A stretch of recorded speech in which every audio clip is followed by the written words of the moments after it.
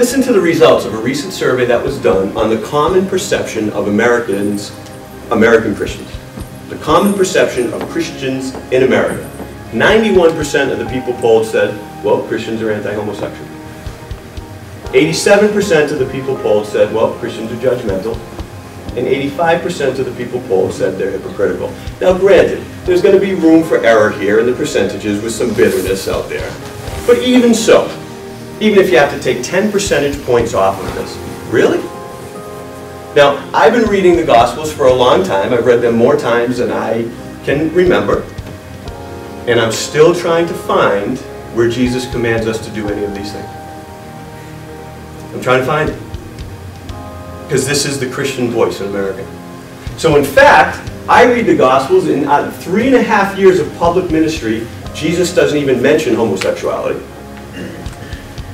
As far as being judgmental, Jesus is very clear. You can find in big red letters, judge not, lest ye be judged. Jesus said that. And for those who want an angry, judging God, guess who he was most angry and judging with when he was here? Religious hypocrites. Wow. You know, people, it's funny, some people get this idea that I don't think God is going to judge.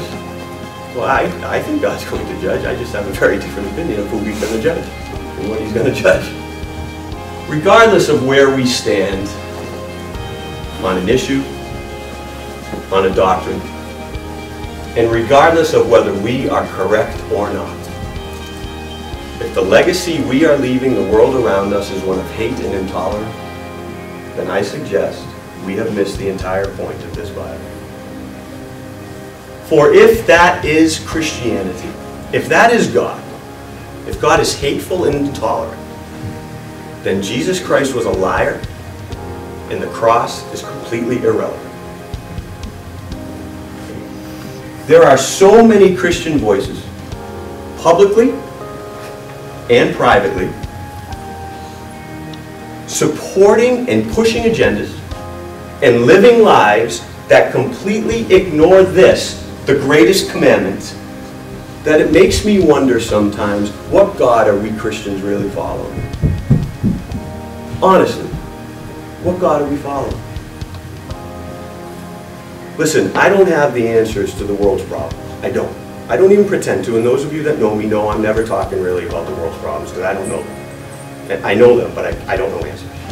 I don't even have the answers to the problems in my own little family. Okay? But I know this. I am confident of this. Any answer to the big issues in this world or the little issues in our lives that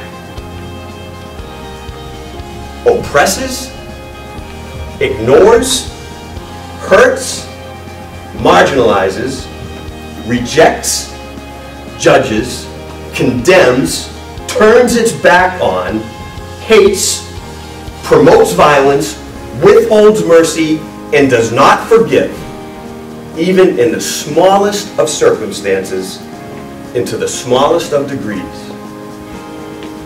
is an answer that directly disobeys the greatest commandment that the God we Christians claim to follow ever gave. To our peril. Our peril. No one else's peril. Our peril. Christian, to our peril.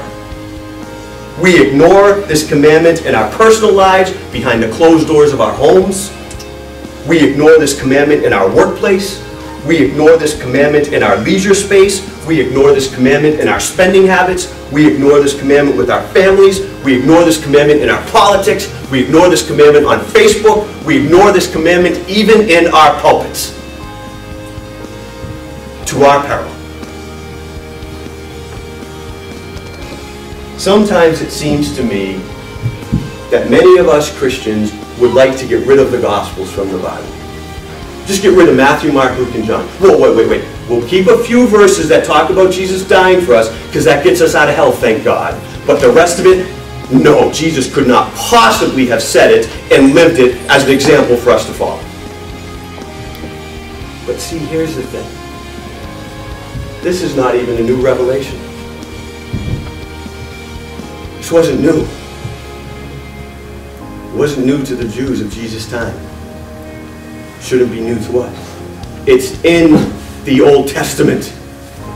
It's in Leviticus, one of the most prominent and oldest books of the Old Testament. Right in the middle of it. Do not seek, this is God, by the way.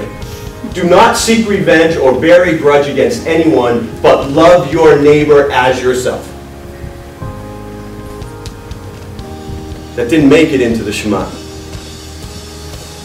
2,000 years later, it doesn't seem to have made it into Christianity. But Jesus talked about this all the time. He lived this. This is why I like to call it what Scott McKnight called it, the Jesus Creed. You guys see this slide at Cana all the time. I didn't make it up.